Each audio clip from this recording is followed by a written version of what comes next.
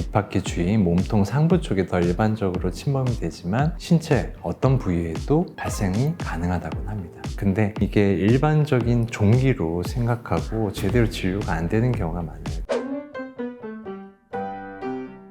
안녕하세요. 윤고영의 윤상민. 서울 사람 김도원. 이게 뭐야? 이게 피지자는 거야. 이거는 우와.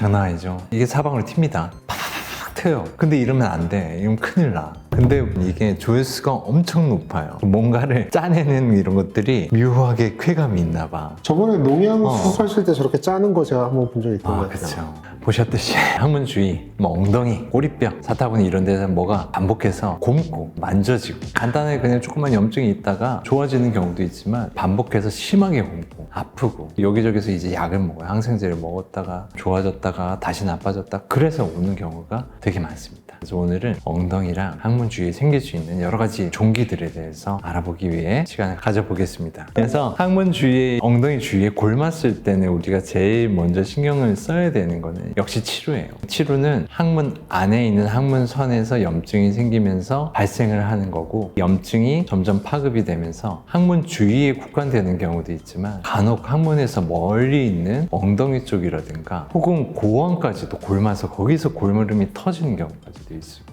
그래서 치루가 발생해서 글로 간 건 아닌지를 확인해야 돼요. 왜냐하면 항문 내부의 문제를 해결하지가 않으면 수술 방법도 완전히 다르기 때문에 그렇습니다. 그래서 치루가 있는지를 확인하기 위해 여러 가지 항문 쪽 검사, 항문 안에가 괜찮은지, 직장은 괜찮은지, 초음파로 항문 안에서 연결된 치루길이 있는지를 다 확인을 하고 치루가 아니다 라고 생각하면 이제 항문 주위, 엉덩이 그쪽의 피부 부속기의 문제일 것이다 라고 생각을 하게 되는 거죠. 피부 부속기를 보면은 모낭이 있어요. 모낭이 제일 중심축이라고 생각하시면 돼요. 모낭을 통해서 피지들이 분비가 될 수 있도록 모낭과 피지샘이 연결이 되어 있다고 생각하면 됩니다. 땀샘이 있는데요. 땀샘은 에포크라인 땀샘이 있고 에크라인 땀샘이 있는데요. 이 에크라인 땀샘 같은 경우는 전신에 분포를 하고 맑은 땀을 만들어낸다고 생각하면 에포크라인 땀샘은 모낭과 연결되어 있습니다. 이런 에포크라인 땀샘에서는 성호르몬과 연결되는 그런 것들이 분비가 된다고 생각하면 돼요. 이게 우윳빛 땀을 내고 약간의 점성이 있고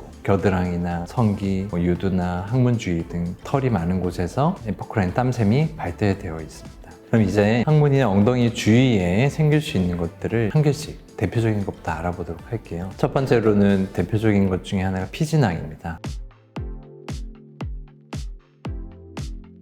피지낭 비집밥이라고도 얘기하죠. 피부에 약간 하얗거나 노란색을 띠고 덩어리처럼 단단하게 만져지면서 겉에 이렇게 까만 점 같은 게 있는 경우가 대부분이에요. 그러면서 이게 반복적으로 골맞다가 고름이 나오고 다시 형성이 되고 이런 거를 반복하죠. 이게 당연히 보기도 안 좋고요. 닿을 때 불편한 것도 있고요. 그리고 짜내면은 비지 같은 하얀 것들이 나오고 있고 모낭을 통해서 피지가 분비가 되는데 피지가 배출되는 통로가 막히고 그 안에 각질 등 피부 부산물들이 쌓이면서 주머니를 형성을 하게 되는 거죠. 이런 피지낭종들은 모든 연령층에 생길 수 있지만 성인기에 자주 발생을 하고 남성에서 주로 발생한다고 합니다. 얼굴이나 귓바퀴 주위, 몸통 상부 쪽에 더 일반적으로 침범이 되지만 신체 어떤 부위에도 발생이 가능하다고 합니다. 표피낭종 같은 경우에 대체로는 무증상이지만 만져서 불편하거나 2차적으로 감염이 되면서 빨갛게 붓고 염증이 생기고 결국은 골마서 고름이 터져 나오는 게 반복될 수 있기 때문에 너무 커지기 전에 제거를 하는 것이 좋습니다.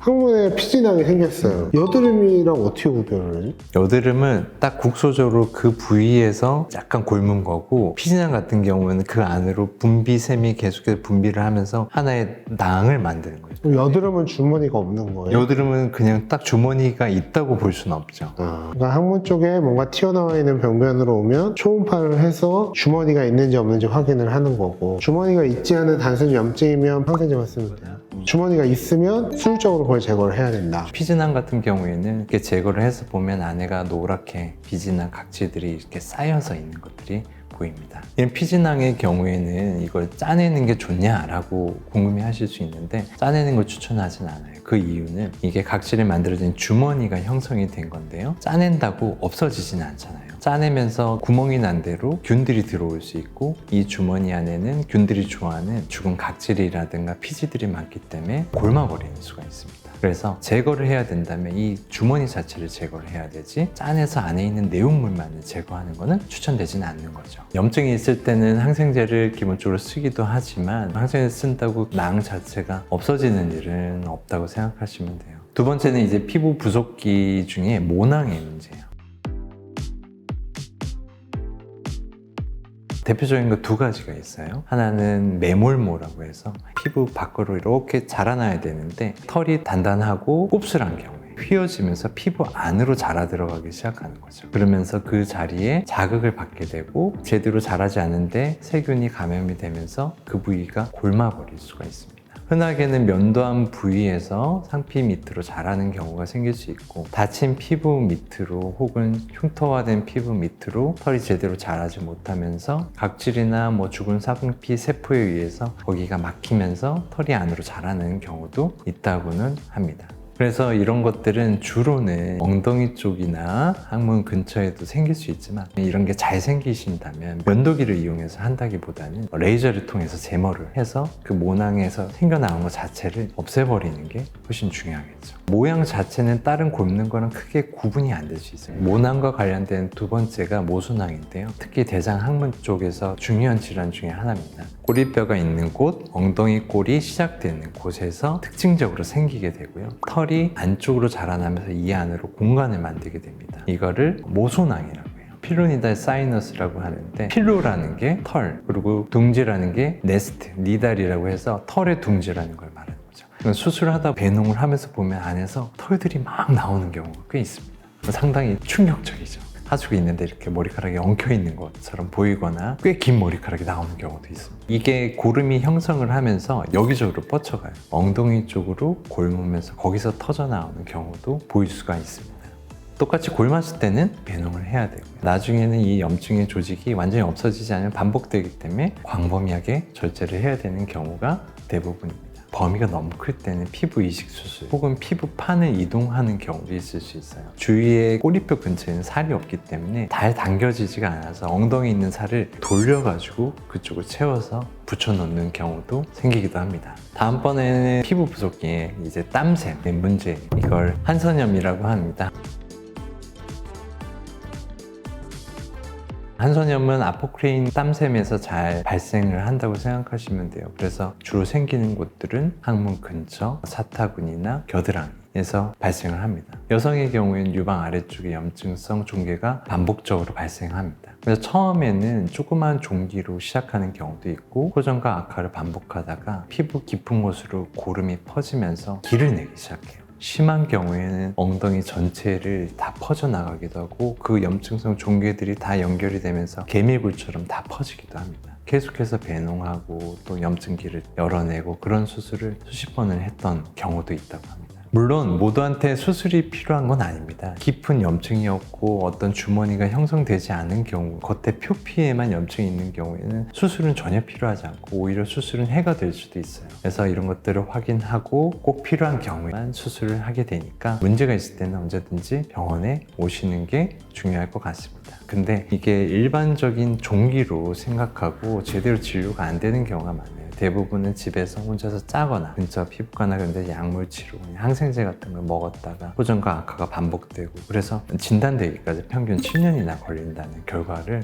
발표를 하기도 했습니다. 이런 화농성 한선염이라고 하는 이런 질환은 명확한 원인이 딱 밝혀지진 않았어요. 하지만 분명히 유전적인 요인이 있다고 합니다. 그리고 흡연, 비만과 연관성이 있다고 하고, 피부 세균 총의 문제, 이런 것들로 인한 영향이 분명히 있을 거라고 생각을 하고, 사춘기 전에는 별로 없고 이제 호르몬이 왕성히 분비가 되기 시작하면서 땀샘 연관된 모낭에서 문제가 된다고 합니다. 그리고 이런 것들은 이제 남성 호르몬이 과하게 분비되는 여드름이라든가 과하게 털이 많이 나는 다모성 질환에서도 이런 것들이 연관이 된다고 합니다. 그래서 이런 화농성 한선염들은 환자분들이 세균성 감염에 의해서 생긴다라고 생각하는데, 화농성 한선염은 세균이 추가적인 악화 요인이지 근본적인 원인은 아니라는 거죠. 그래서 한선염은 기본적으로는 항생제 치료라든가 수술적 치료 외에도 중요한 게 기름기가 많은 음식이나 당 함량이 높은 음식들을 섭취를 하는 걸 줄여야 되고요. 금연, 금주하는 게 아주 중요합니다. 그리고 호르몬과 연관이 있기 때문에 환경 호르몬적인 영향을 줄 수 있는 식생활, 플라스틱 제품이나 일회용품, 인스턴트 제품을 줄이는 게 중요할 거고요. 일상적으로 열심히 노력을 함에도 안 될 때는 여러 가지 약제를 사용해야 되는데요. 그중에 대표적인 건 항생제예요. 근데 항생제를 장기간 쓴다는 건 항생제 내성 균주가 생기고 이상을 줄 수 있기 때문에 장기간 항생제 사용은 추천드리지는 않습니다. 여드름약 같은 경우에도 어느 정도는 효과가 있다는 연구 결과들이 있지만 여러 가지 고지혈증이나 태아 기형 등의 문제로 추천되지는 않습니다. 그래서 현재로는 남성 호르몬을 좀 억제시킬 수 있는 제제나 면역 억제제를 장기적으로 사용하는 것들을 추천을 하고 있습니다. 그래서 우리나라에선 휴미라라는 약제가 급여화가 되어서 심한 한선염에서는 급여로 치료를 받을 수 있고요. 중증 화농성 한선염의 경우에는 산정특례를 받을 수 있으니까 치료 비용이나 그런 거에 문제도 부담을 덜 수가 있게 되었습니다. 그래서 표피낭, 피지낭, 모소낭, 한선염 세 가지 다 치료는 똑같은 건가요? 네, 맞아요. 어쨌든 피부 부속기가 고장이 났어. 골맞으면 고름은 빼야 돼. 배농을 해야 되고 덩어리가 있어. 그럼 그거 자체를 도려내요. 왜냐면 그런 데들은 계속해서 반복해서 골물 수 있기 때문에 그렇죠. 근데 외과에 온다고 다 수술시키는 건 아니에요. 매몰모 같은 경우에는 얕은 염증이 있을 수도 있어요. 주머니를 형성하거나 그러지도 않아요. 그럴 때는 잘 씻어주는 것만, 항생제 용고를 바르는 것만으로도 그냥 좋아질 수 있어요. 오늘 도움이 되셨다면 구독과 좋아요, 알림 설정 부탁드리겠습니다. 감사합니다.